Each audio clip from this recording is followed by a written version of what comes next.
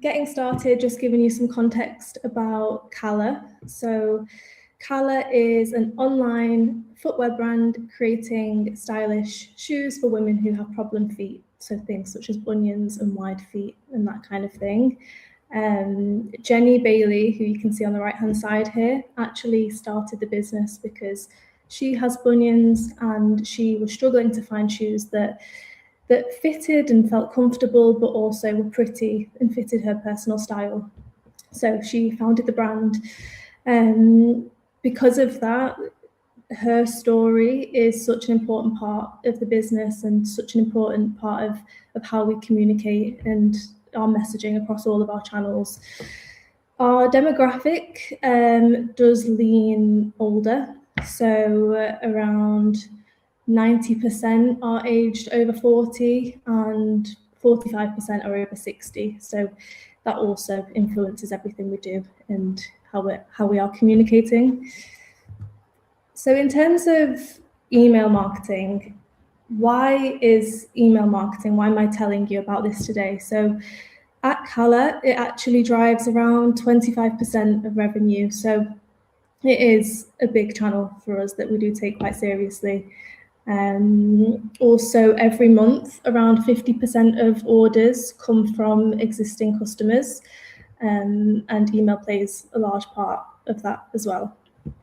So in terms of the tools that we use, there's obviously a lot of different email marketing providers out there. We use Attentive for both email and SMS. We used to use Klaviyo, but we moved last year to consolidate both of our SMS and email programs into one. So Attentive does play a big part in how we manage everything that I'm going to be talking to you about today. So when it comes to email marketing, I wanted to start this talk talking about sign-up units, or pop-ups you might call them, because email marketing doesn't exist without a list of people to send emails to. And I think this is a place where you can instantly make some little changes and see some good results. So one thing that we have done at Calla is we have added pre-engagement slides to our sign-up units. So these are little pages, like you can see on the screen here, that would appear before the point of asking people for their email address. So for example, like you can see here, it would say, would you like 10% off?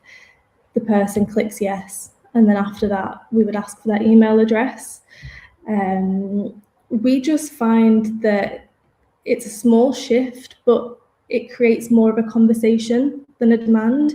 When we introduced the pre-engagement page, this one here on the right, we saw an increase of our sign-up rate from 1.8% to 2.4%. So a meaningful shift really of getting more people into our list. And there's a few different ways that you can do this. You can also see the one on the left-hand side, which is a bit more gamified. It has the tap to reveal, and you're basically, I think we've all experienced it, where you go onto websites and there's so much going on. There's different pop-ups, there's the cookies, and it's a bit overwhelming.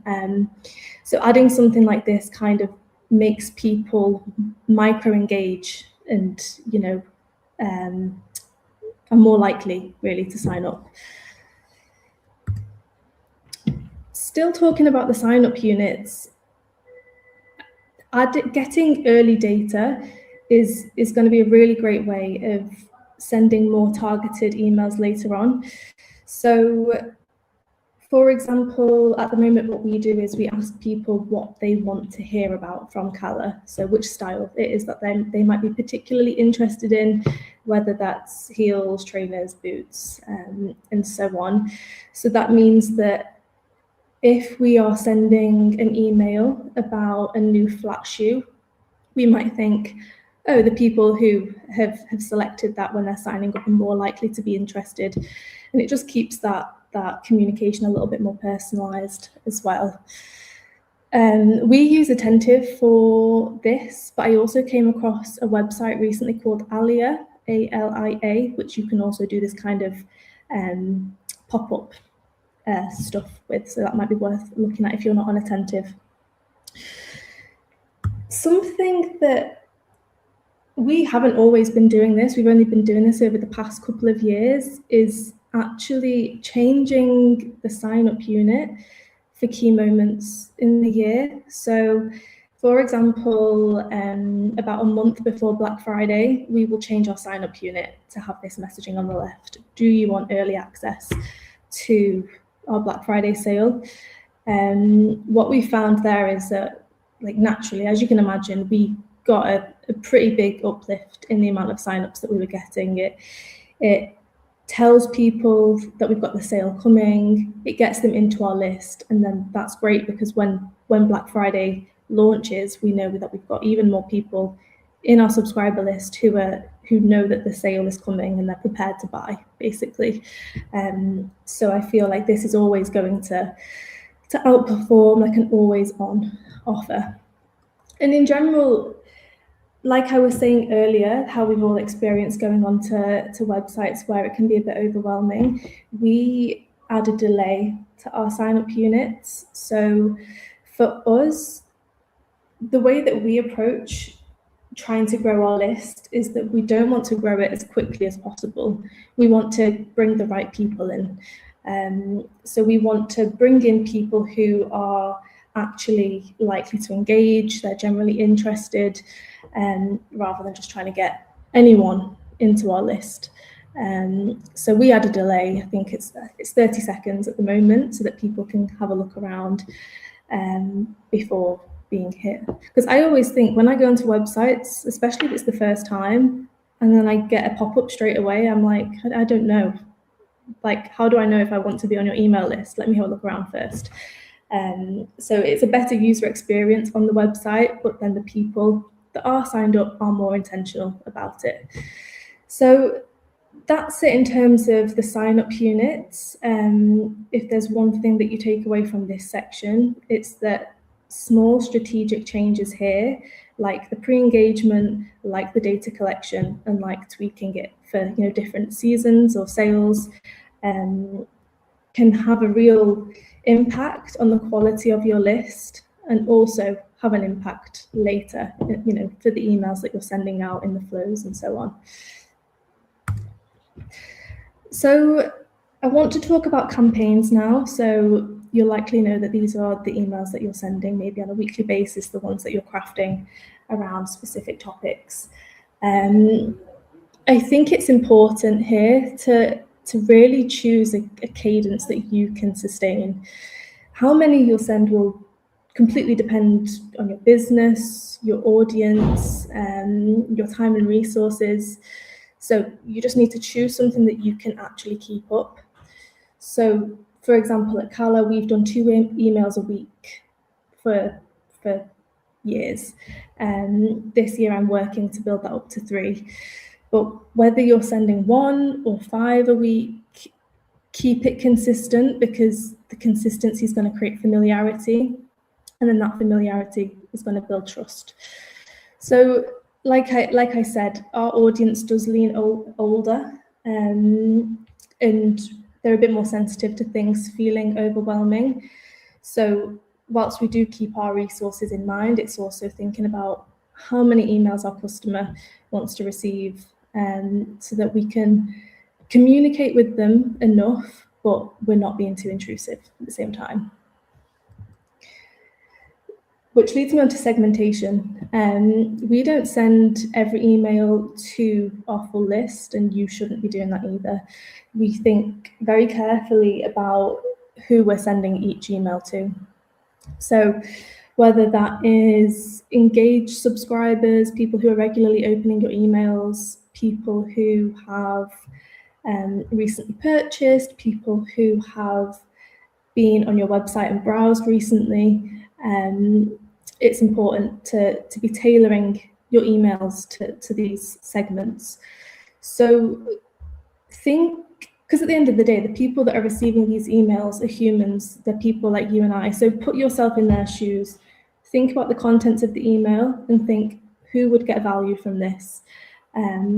For example, if we're doing an email about styling inspiration for heels, we'll think, okay, yeah, we might send it to engaged people, but we might also add in people who have recently purchased heels, people who have recently viewed heels on our website, people who in the sign-up unit indicated that they want to hear about heels, right?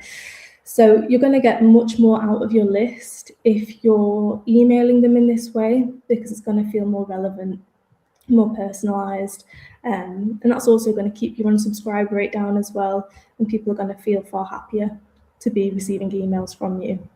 So it's always going to outperform just sending everything to everyone. So treating your list like VIPs. Now, what I mean by that is you own this list, right? And how can you make people want to be there? Like I said, having these relevant emails is going to keep people happy, but also what can you give back to them? How can you make them happy to be here? So, for example, we give our subscribers early access to all of our sales. At Black Friday as well, we also give them an extra discount as well, so it's higher than the general site-wide web offer. And this is good because people feel valued, but then it also, from a commercial point of view, means that we can drive a meaningful amount of revenue from our existing audience before spending to acquire new customers on ads, for example. So that's just something that we do, and I recommend you consider as well. And then this is something really that runs through our whole strategy across all of our channels, including social, but showing real people and having human content is something that really works for us, and something that I think more businesses could be doing more of. That's not to say that we're doing it perfectly. We can do more of it as well, but it is something that has been working very well. So an example of this would be every season we will send a team recommendations email where it's got images of the team, what shoes they're currently loving, that kind of thing. And that's quite a nice balance between the brand building, but also sales as well, because it's talking about the shoes and encouraging people to buy them still. But it feels more personal and genuine rather than just a standard product push. This here is a response that we had to one of our emails that went out. I think, it was an International Women's Day email where Jenny was talking about the team. And we have an amazing customer services manager, Tracy, and our customers love her. She takes such good care of them. And we actually had quite a few email replies saying that it was so nice to put a face to the name. And that was really nice for Tracy as well to get that recognition and get that feedback. It was just a really lovely moment. And from a revenue point of view, it wasn't one of our highest performing emails, but that wasn't the goal of that email. We had great engagement, and the people who have spoken to Tracy and then received the email, it allowed them connect even further to Calla, which was really nice. So this kind of human content, it just makes the brand feel more personal, more human, more relatable. And especially if you're talking to the reasons why people have subscribed in the first place, right? So like I mentioned, we make shoes for women who have issues with their feet. If we're doing human content where we're talking about those issues, we're saying we get it, other customers get it, here's our customer services manager who can support you in finding the right fit, it's just a really nice way for people to connect. So this should be obvious from everything I've just said, but not every email needs to sell, and not every email should be trying to sell. Like Scott from Heine Haynes was saying in an earlier session, that not everyone, the majority of people are not ready to buy right now, and you want to connect with them enough so that when they are finally ready to buy, they think of your brand. They might think, I need a pair of shoes, I'm going to go to Calla because I know that they understand the struggle. They have great customer service, a great customer service manager who their customers love. They care about their factory staff. And all of these are the reasons that we've kind of been telling them about through email, so that when they're ready to buy, they know who to come to. So obviously, straight away, these kind of brand building emails don't drive a lot of revenue initially, but they play a really important role in building that relationship, so that when we do send the commercial promotional emails, they actually do work. And I mean, this works really well for us because we have Jenny, who's the face of the business, and it is quite a relatable story for our audience. But there are lots of ways that you can inject this kind of human content into your marketing, not just in email, but on all channels really. So whether it's showing your team, using customer photos and reviews, sharing behind the scenes moments, like how things are made, how things are packed, how things are designed, and then just talking about real customer problems and how your product or how your service is dealing with that. So it's just about making the brand feel real, essentially. So this section is going to talk about flows or journeys, as we call them with Attentive. We have all of the there's like kind of main flows that a lot of businesses should have in place. So like welcome emails, abandoned carts, browse abandonment, post-purchase, and so on. And these flows they're like the engine running in the background. So the campaigns are what you're manually sending out every week, but the flows are kind of generating revenue in the background constantly. And they work so well because the timing and intent are already there.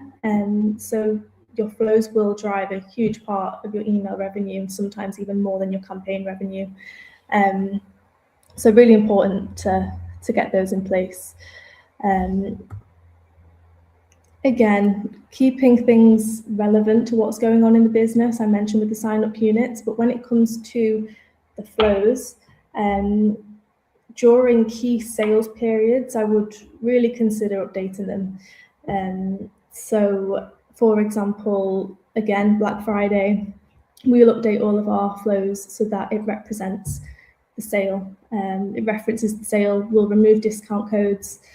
And from a brand point of view, it keeps that messaging consistent across all of your channels. It keeps the user experience consistent, but it also protects your margins as well, so that you're not running a sale on site, but then also giving away discounts that you might have just kind of ticking away in the background, like the welcome discount and that kind of thing.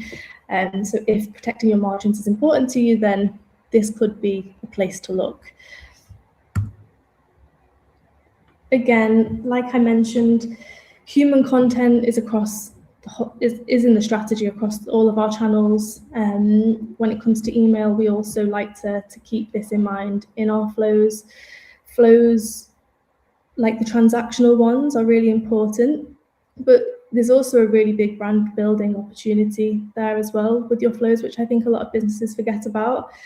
In our welcome flow, we will send out an email from Jenny saying hello, introducing herself, talking about her background, why she founded Calla. And similarly, in the post-purchase flow, we will send out an email asking for feedback, and that feedback will then go directly to Jenny's inbox, and she will reply to that. Because again, that relationship with our customer is really important. And it brings people back time and time again when you've kind of bought into the brand and the story behind it.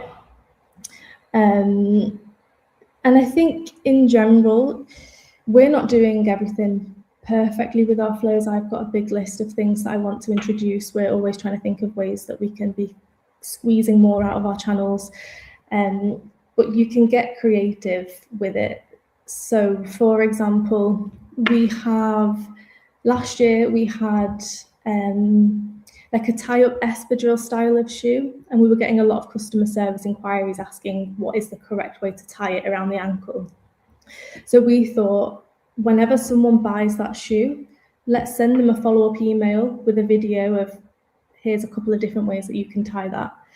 And it's a bit random, but it's personalized, and it gets a really, really good engagement on those kind of emails. So we're now trying to think of more ways that we can do things like that on like a specific product, level. So you don't have to be perfect with your flows. You just need to have them exist, and then you can iterate and make them better. So there's so much to say when it comes to email, so I just wanted to put a few little tips in here which you might already be aware of, but keep your subject line short and engaging.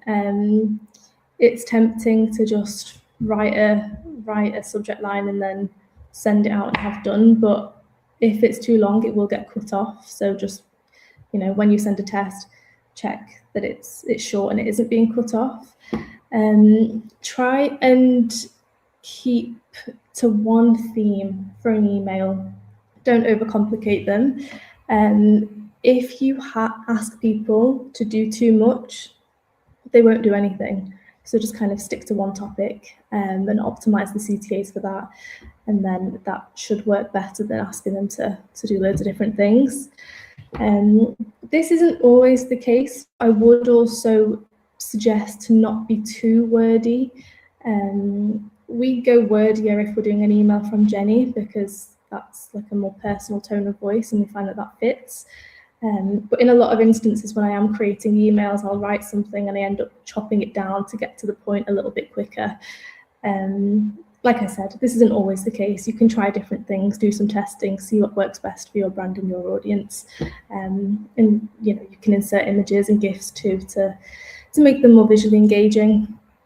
And then I just briefly mentioned tests, but this is such a tiny thing, but that I almost forgot to include it in this presentation, but something that I realize I do with every single email. So I send myself a ton of test emails when I'm sending out a campaign, but I also send them to Jenny and to my colleague Nina as well, so that they can proofread, make sure that everything looks all right.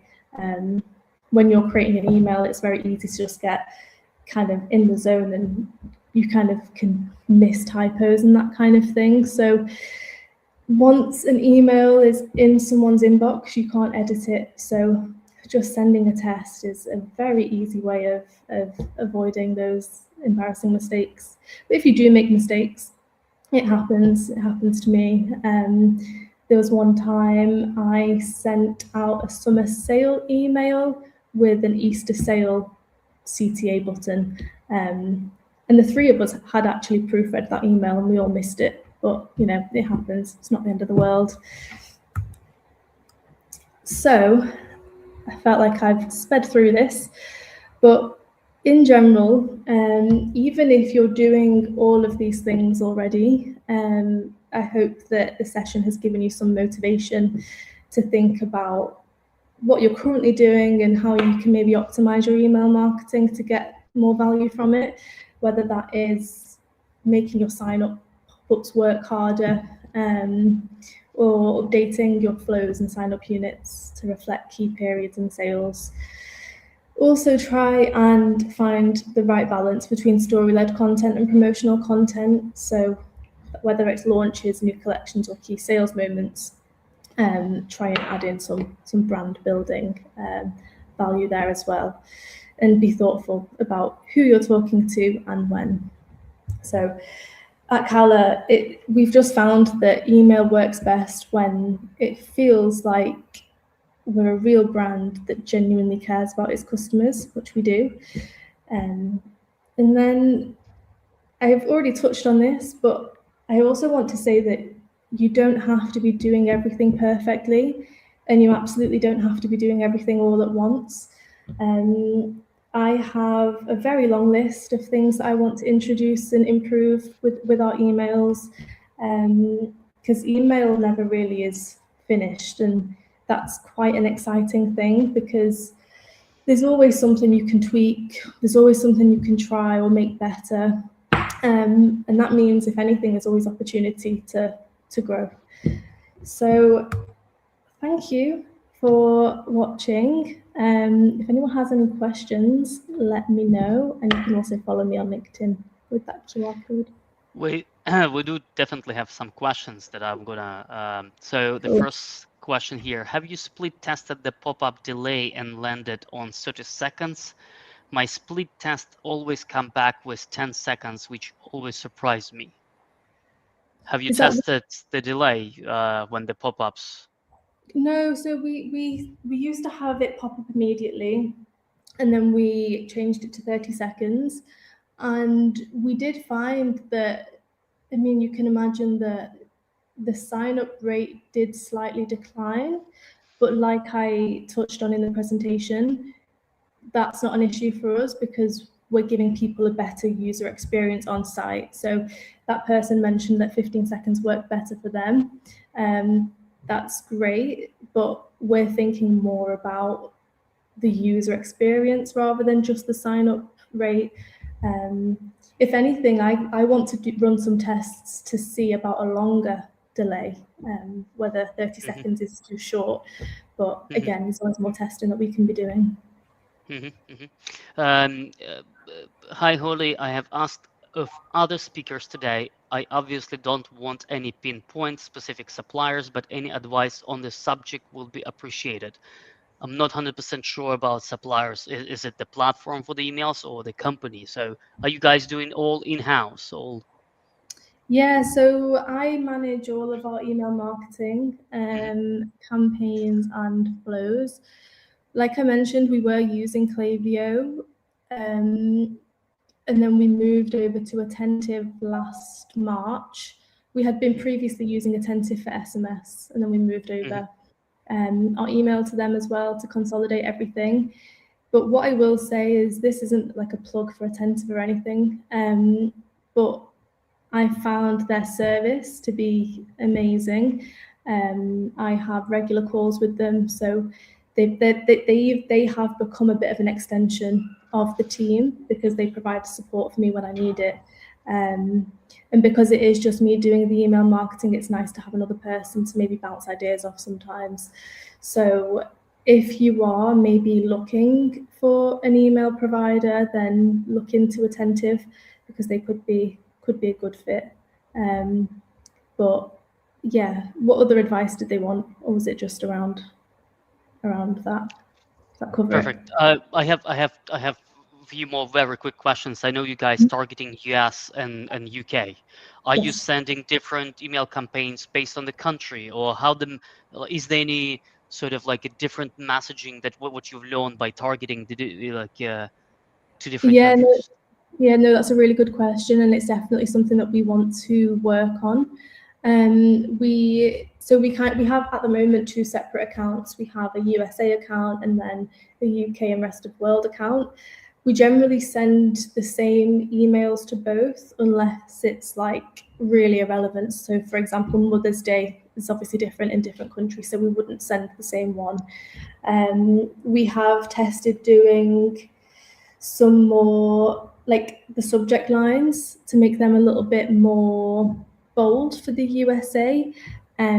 But in general, it is something that we've got on our to-do list to kind of get to know the USA audience a little bit better and how we can tailor our content to them, because we are a British team and none of us really have any experience with being in the US, and so hopefully with time we will be able to learn a little bit more about their behavior and their habits, that we can become even better at talking to our US audience. Holly, that was a wonderful and practical talk.